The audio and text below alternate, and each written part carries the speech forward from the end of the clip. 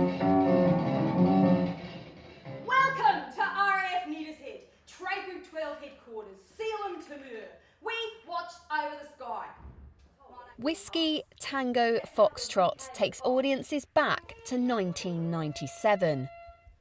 Princess Diana had died, Labour had won the general election, and Rebecca Cruikshank was joining the Royal Air Force. By the left, quick, march! Halt! Through the voices of those who guided her, Rebecca tells her story. From basic training at 16 to a stint in the Falkland Islands a few years later. It's a really hard transition going from home out into the world. So actually I think it gave me a different type of family, a different type of structure.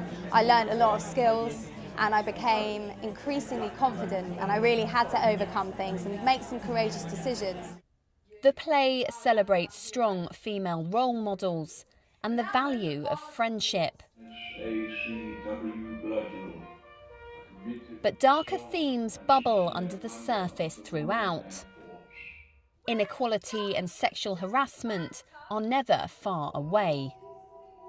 I think what's really interesting is this notion of lads culture and banter, and we need to be able to educate young people, men and women, to make positive choices, to look after each other, especially when you're far from home, especially when you're isolated.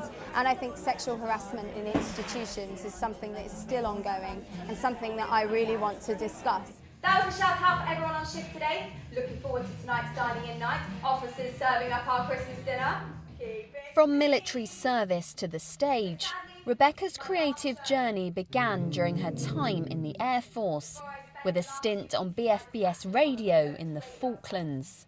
Got loads of tapes that have got all the original recordings on. I wouldn't say I was the best presenter, but it was a real training ground for crafting that kind of work on the radio, and a great place for me to just share my voice.